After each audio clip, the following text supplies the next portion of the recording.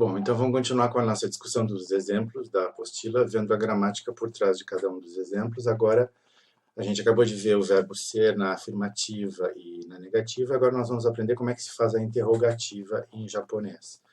A interrogativa não precisa de uma forma diferente do verbo, ela usa a mesma forma que a afirmativa e a negativa, e a interrogação ela é sinalizada. Existem outras maneiras de sinalizar a interrogação, mas essa primeira maneira de sinalizar a interrogação que a gente vai ver é com a partícula ka no final da frase.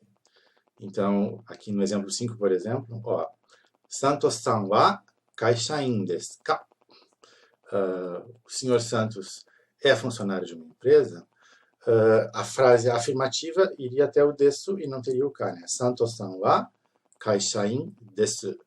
O senhor Santos é funcionário de uma empresa. Kaishain quer dizer funcionário de empresa. E aí, depois do desu, botando a partícula ka, a gente faz uma pergunta. Então, Santos-san wa kaishain desu ka? É a pergunta, o senhor Santos é funcionário de uma empresa? Vocês têm que ver que a entonação da frase, em japonês, assim como em português, ela muda o significado da frase. Então, além do ka, quando a gente está falando, a gente tem que sinalizar pela entonação de que se trata de uma pergunta. Santos-san wa kaishain desu ka? É uma entonação ascendente. Ali, em seguida, a gente tem outro exemplo. A senhora Sato é bancária. Bancário é ginkoin, né? Sato-san wa ginkoin desu. Seria a senhora Sato é bancária. E aí, se a gente quiser perguntar, a gente acrescenta o ka e muda a entonação. Sato-san wa ginkoin desu ka? A senhora Sato é bancária? É essa a forma de fazer a interrogação em japonês.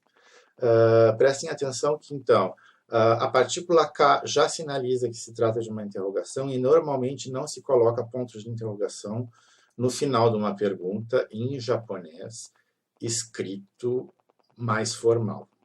Mas se vocês estão acostumados a ler mangá, vocês sabem que a toda hora em mangá aparece ponto de interrogação, ponto de exclamação, esse mesmo ponto de interrogação que a gente está acostumado a usar em português. Isso se deve ao fato de que o mangá tem convenções diferentes do texto em prosa, escrito mais formal. O mangá, tudo que puder utilizar como recurso para aumentar a expressividade das falas das personagens é usado. A maneira como é visualizada as letras se misturam com o desenho do mangá. Dentro do balão, elas são diagramadas de uma maneira a chamar mais atenção para as coisas mais importantes, etc, etc. Elas são maiores, menores. O desenho do balão é diferente para cada tipo de emoção ou situação, etc, etc. E, além disso, a pontuação ela é mais, digamos assim, expressiva em mangá do que ocorre normalmente em prosa japonesa escrita mais formal. Por exemplo, num jornal, vocês vão ver muito raramente esse ponto de interrogação aparecer, e quando o ponto de interrogação aparece, ele dá uma ênfase absurda para a pergunta. Significa uma pergunta muito indignada, ou muito urgente, ou muito forte, que sai do esquema mais formal da escrita e já chama a atenção que é uma coisa muito importante, muito forte, né? É claro que se vocês estão escrevendo para um amigo, um e-mail e tal, perfeitamente possível usar o ponto de interrogação, mas aí lembrem-se que o ponto de interrogação ele aumenta muito a urgência daquilo que está sendo perguntado, mais do que em português. Normalmente a gente escreve com um ponto final a pergunta, né? Então a gente tem aqui Sato-san wa ginkoin desu ka? A senhora Sato é bancária? O próximo exemplo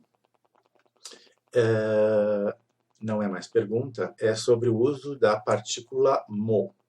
Vocês estão vendo aqui? Partícula mo. Em japonês, mo. Mo. Essa partícula ela é usada no mesmo lugar que a partícula wa. Mas ela muda o significado da frase. Com a partícula wa é meramente uma frase afirmativa, por exemplo, ou negativa, com um sujeito e o wa marca o sujeito. O mo vai substituir o a no mesmo lugar que o a, marcando o sujeito, nesse caso aqui. Ele pode marcar o objeto também, mas não chegamos lá, então vamos ficar na marca do sujeito aqui. O mo vai marcar o sujeito da frase e, além disso, ele significa também. Por que eu estou insistindo que ele é as duas coisas? Partícula e, além disso, ele significa também. Porque o nosso também em português pode ir em diversos lugares da frase. A gente bota o também, a ideia de também em português, ela é expressa botando a palavra também em diversos lugares diferentes da frase. E em japonês a gente não tem essa liberdade. A gente só pode usar o mo no lugar onde viria a partícula wa. Aqui nesse caso, né? Ele pode ir no lugar de outras partículas, mas ele é sempre uma partícula, ele sempre ocupa um lugar de partícula. Ele não pode, por exemplo, ir no fim de uma frase com verbo. Não faz sentido, nem constitui frase. Ele pode ir depois de um substantivo, quando é uma coisa, uma exclamação, assim, mas é um outro caso específico que a gente vai ver mais adiante. Por exemplo, eu também é watashi mo. Mas é porque não tem verbo, né? Se tivesse um verbo, ele não podia ir depois do verbo, ele tem que ir depois de um substantivo ou de um pronome pessoal. Então, prestem atenção, mo quer dizer também, mas mo vai num lugar de partícula. O lugar que ele ocupa na frase é um lugar de partícula. Não é um lugar que o também em português ocuparia. O exemplo que a gente tem aqui são dois funcionários de empresa, né? O Suzuki e o Santos. Então, eu digo primeiro que o Suzuki é funcionário de empresa. Suzuki-san wa kaishain desu. E aí, em seguida, eu acrescento a informação que o Santos é funcionário de empresa. Aí, para dar a ideia, esse aqui também é funcionário de empresa.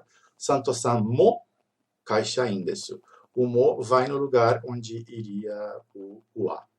E ele significa também. Então, exemplo de uso do mo. Suzuki-san wa kaishain desu. Santos-san mo kaishain desu. O senhor Suzuki trabalha numa empresa e o senhor Santos também trabalha numa empresa. Aqui mais um exemplo com mo. Agora é de um diretor de cinema e uma escritora, né? Tanto esse diretor de cinema, Miyazaki Hayao, quanto a escritora Ogawa Yoko, os dois são japoneses. Eu digo primeiro que Miyazaki Hayao é japonês e depois eu digo Ogawa Yoko também é japonesa. Miyazaki Hayao wa nihonjin desu. Ogawa Yoko mo nihonjin desu. Então, Miyazaki Hayao é japonês e a Ogawa Yoko também é japonesa. Notem que o mo vai no lugar onde iria o a. Em seguida,